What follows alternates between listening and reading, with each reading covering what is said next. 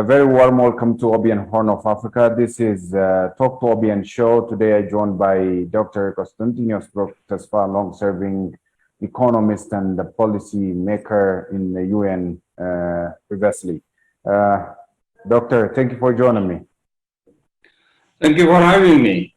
All right, we'll be talking about Ethiopian economy, the political economy of Ethiopia this time around. And how do you see the economic backdrop of Ethiopia caused by the conflict in the north, deserts, locust outbreak, droughts, and COVID-19? Well, the challenge to the Ethiopian economy, which has been growing at a very fast rate for a long period of time, at this particular moment are, number one, the kind of law and order operation that we have in the country, which has resulted in conflicts. Number two, we're just going out of the COVID pandemic, which had lots of lockdowns and economic impact. Number three, the Horn of Africa region now entirely is being affected by drought. And therefore, a combination of all these factors will have a major impact on the Ethiopian economy. While the economy has been growing at over 10% for a long period of time, and of course, the Financial Times has said that between 2010 and 2020, Ethiopia has been the fastest growing economy in the world. And now, with all the challenge we have, especially the one that has been delivered by COVID-19 and the conflicts we have in different parts of the country, that growth rate in terms of GDP growth will be definitely going down. The government is very optimistic about growth that would be about 6-7%, and that I think by any standard is very high. And the new budget that has been proclaimed by the House of Representatives of the Ethiopian legislature indicates that the economy will keep growing at a certain rate. Of course, we'll have to see how this will be affected by the ongoing inflation, the conflicts, the devaluation of the birr, and of course the different food aid needs that the country will be demanding because of the drought in eastern and southern Ethiopia. So definitely the economy will be proceeding as planned, and we have this framework, which is the homegrown economic plan, which has been proclaimed about 2 years ago. So with prudent implementation of the policy, I'll be very happy to see the Ethiopian economy at least stabilizing even after this conflict. It's very important to look into several areas here. For one, the government has to be extremely prudent in its management of the economy, in the administration of finance, in the management of the exchange rate of the Ethiopian birr, and also in the ongoing liberalization of state-owned enterprises, the setting up of capital markets, and also the entry of foreign banks in Ethiopia. All this will have a positive impact on the country's economy. We have to do them fast, and we have to do them correctly. The second challenge, and probably the most serious challenge I see for the Ethiopian economy, is corruption.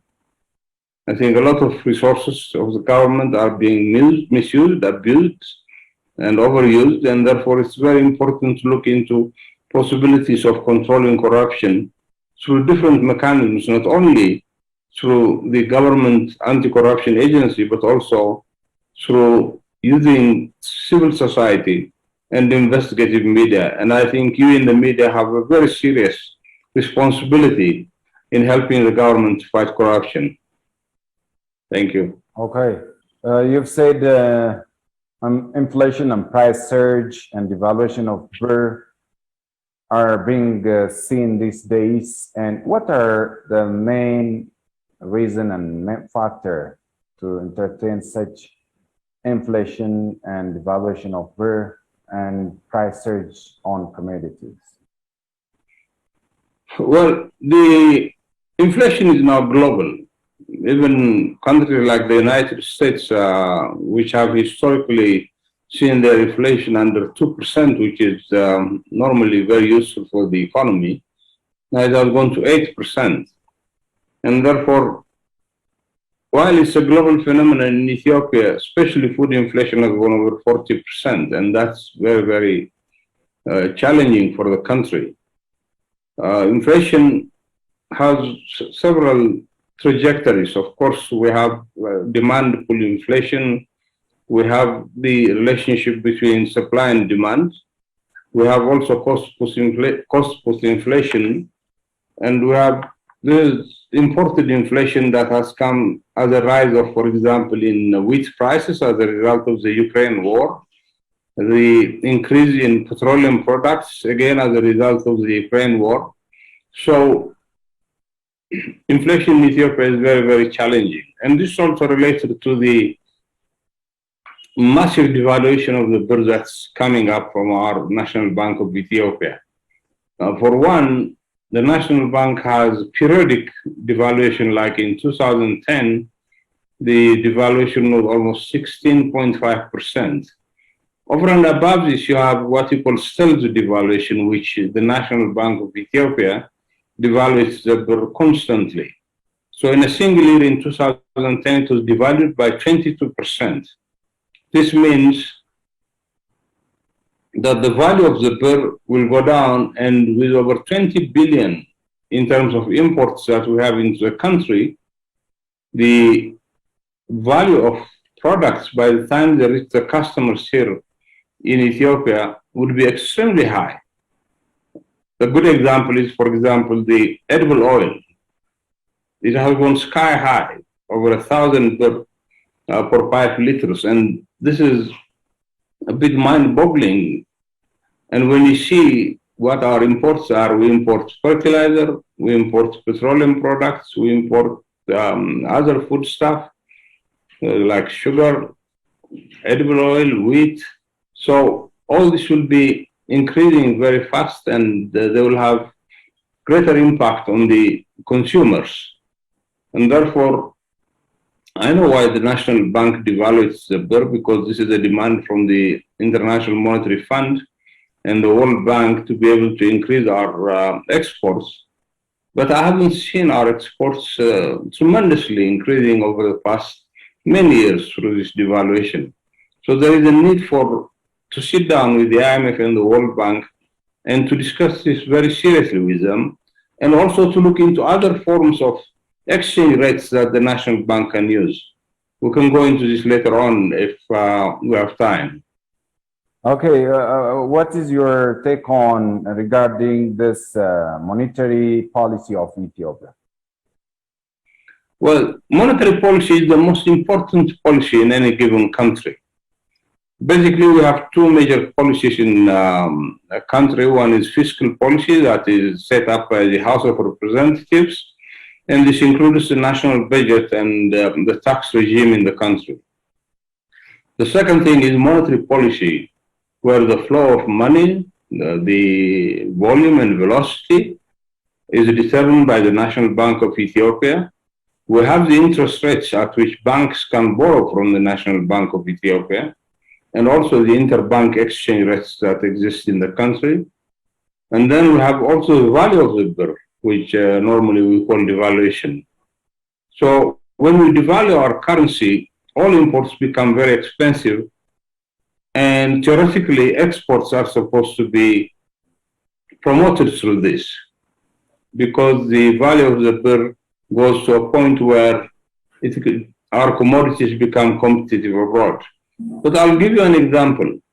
The price of a kilogram of coffee in Ethiopia today is about 350 birr.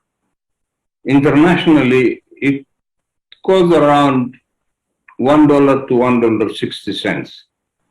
So basically, if somebody is exporting a kilogram of coffee from Ethiopia after paying for it 350 birr, it means they're selling it for less than 100 birr. So the exporters wouldn't have any incentive to export this. So what the government has done is for the exporters, for coffee exporters to be given the opportunity to use the foreign currency they earn through the coffee trade to purchase other commodities and sell it in the market here, to import other commodities. And I think this has to change because there are ways and means of how we can do this. I remember some 22 years ago, we went to Sudan, which has the same problem. And we suggested to the central bank several exchange rates. For example, Sudan has a huge diaspora in the Gulf area where there are managers, doctors, nurses, and all other kind of general services. So a lot of money was coming through the diaspora in Sudan. But the official rate was not attractive for them. So the black market started bringing in a lot of money. Once they changed the diaspora remittances into the market rate, within a month, over $2 billion came into Sudan. So Sudan had sometimes 5 exchange rates for different exports, imports, diaspora remittances, and also for students going abroad to learn. And therefore, we can look at these parallel exchange rates, but we need the discussion with the World Bank and IMF, because some countries in Latin America have used it recently during the COVID-19 pandemic. So there is no reason why the World Bank or IMF will not allow this kind of processes.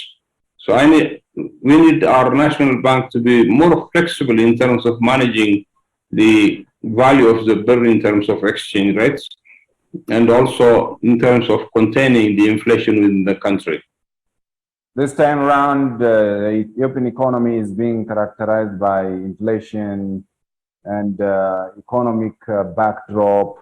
Again, price surges on different commodities and devaluation of birr. Again, in the meantime, Ethiopia is one of the fastest growing economy, and among the nations that have fastest growing economy, Ethiopia is the one. What does it mean by entertaining inflation, devaluation of birr, price surge, and on the other hand, being the fastest economy in the world? It's a kind of paradox. Can you technically tell us what does it mean by? Well, you see, there are several ways we can measure the economy. One is the gross domestic product, which shows the total goods and services produced in the country. And the other are human development indicators developed by the United Nations Development Program. Professor Amartya Sen, who was working with the UNDP at the time, actually received a Nobel Prize for the Human Development Index. The Human Development Index, as opposed to the GDP, focus on education, health, human well-being, and longevity of how long people live in this world. So when we talk about GDP, it's only an indication that is very important for lenders, for example, foreign lenders who give us money for big infrastructure projects.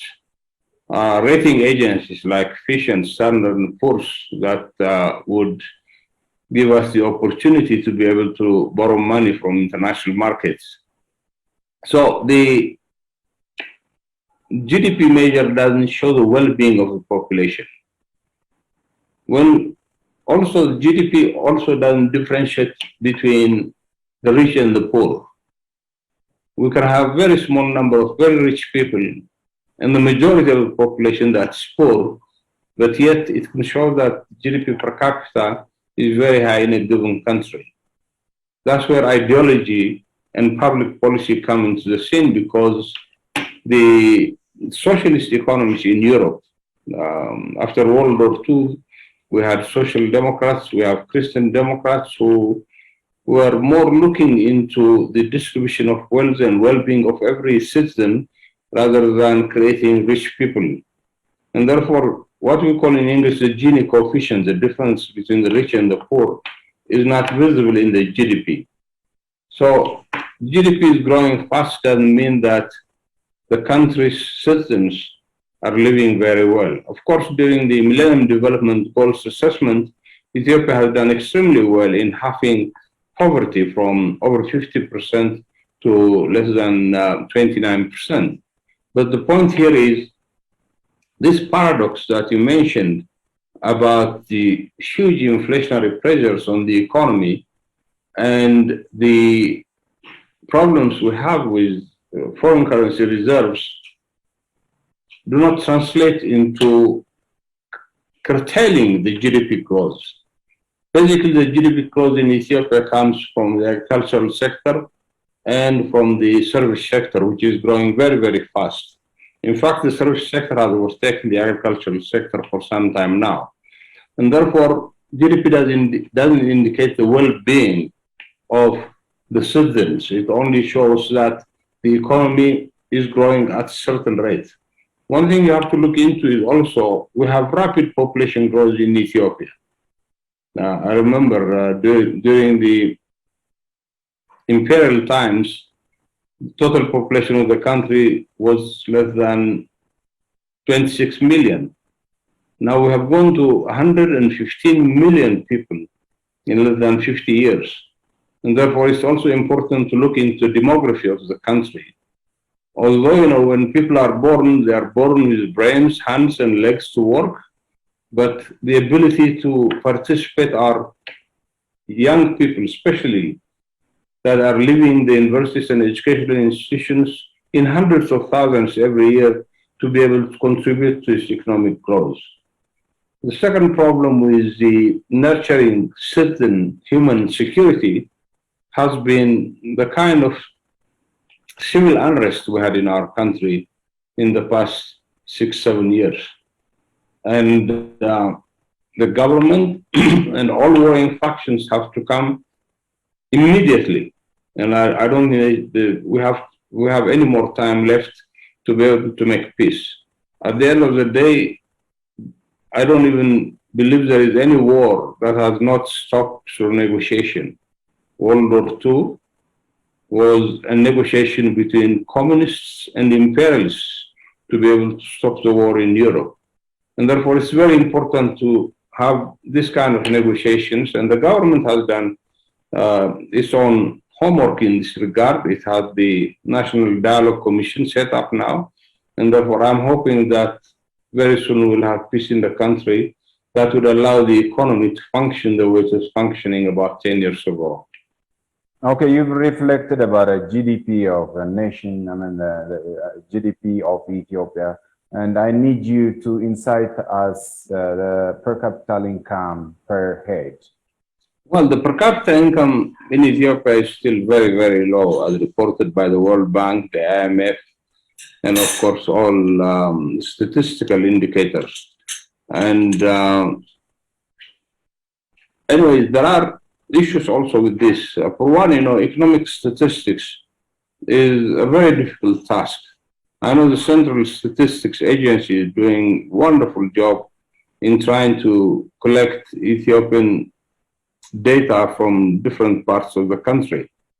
But you see, when we talk about per capita incomes, for a person living, for example, let's say in Dilla, and a person living in Adama could have different kinds of expenditures. For one, of course, is housing rents, transport costs, the cost of food, and the ability of people to have extracurricular income. For example, people working for government in rural areas might also be farming. In most of African countries, you see medical doctors, teachers to go back to their village to farm during the weekends, or they subcontract their land and collect additional income. So our per capita income is very low. Referring to the demographic content in Ethiopia, where we have the second largest, highest population in Africa, and of course we haven't also expanded our production systems. If you see, for example, the agricultural sector, we're only using about 20% of our land, despite the fact that we have 74 million hectares of arable land and Ethiopia is called the water tower of Northeast Africa. And therefore, we need to work more on these issues if we're going to raise the per capita income in this country. The second thing is most rural Ethiopians, they live a life of subsistence. For example, when there is drought in the Somali region, the Borana area, immediately there is a call for relief and humanitarian aid.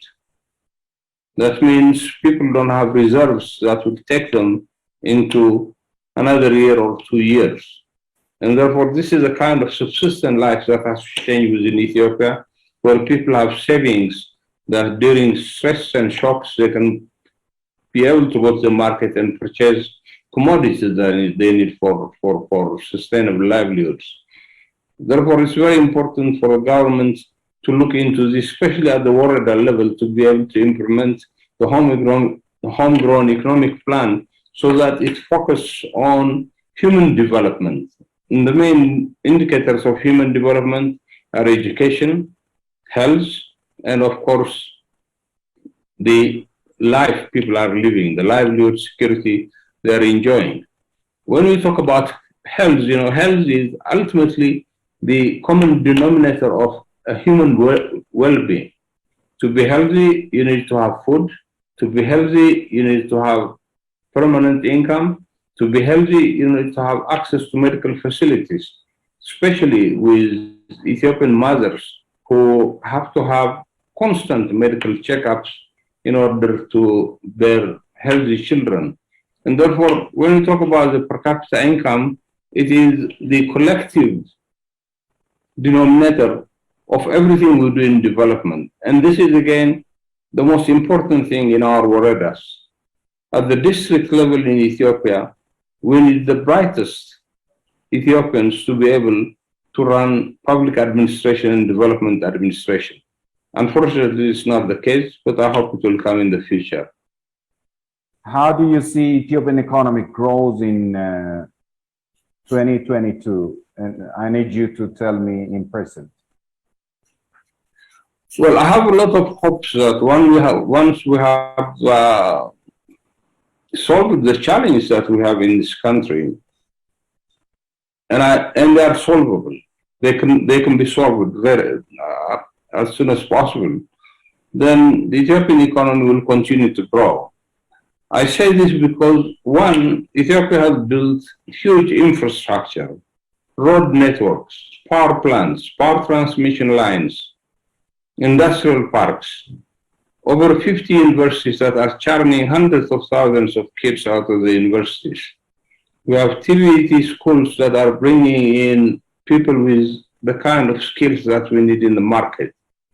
And therefore, a combination of all this work that have been done with the SDPRP plan, with the positive plan, with the GTP1 and GTP2, it was about time by now, if it was not interrupted by COVID and conflicts, that we could have been harvesting the fruits of all this investment. And therefore, I have high hopes with all this infrastructure in place. If we can have proper public administration and development administration, Ethiopia will still continue to be the fastest growing economy. Ethiopia set a 10-year economic perspective plan, and by 2030, Ethiopia will be a beacon of African prosperity. How do you see this ambition as well? Well, that is a great vision. But when we write vision statements, we need to have also mission statements. We need to have strategic objectives. We need to have a logical framework that can translate this vision into what you call an operational action. For me, it's a great vision, and leaders should have such kind of great visions. So there is no question about it. The main point is, yes, we can. We can be a beacon of the hope and development for Africa. There is no question about it. But frankly, as I said earlier, we need to review our public administration and development administration very seriously. All Ethiopians can contribute to development in a major way. There is no question about it. But recent events tell us only that only a select group of people are assigned to different positions. Let me give you an example. Anywhere from in South Africa, Kenya, all these post-colonial countries, they have what they call permanent secretaries in ministries and different agencies. These people are people that are recruited by public announcement or based on their merit, on their education, on their experience, and on their capacity. Ministers are there as political representatives to ensure that the political program of the party is implemented. So we need that kind of meritocracy within the Ethiopian public administration system, especially at the Warada level, at the zonal level, where most of the development work is implemented. One thing we should know is it is the Warada administration that links the government to the citizens of Ethiopia. If we don't have capable people at that point, a vision from the federal government might not be implemented accordingly. And therefore, I share the vision. It's a great vision. We can do it. But the point is, we'll have to continue to refine our public administration and development administration systems. All right. Dr. Konstantinos Brutasfa, senior policymaker for UN and long-serving economist. Thank you for making time to talk to OBN and OBN Horn of Africa. Once again, I really appreciate your presence. Thank you very much. Thank you for having me. A pleasure. Dear viewers, thank you for staying with us. This brings you to the end of our edition for today. See you next time with another edition. Bye-bye. Take care.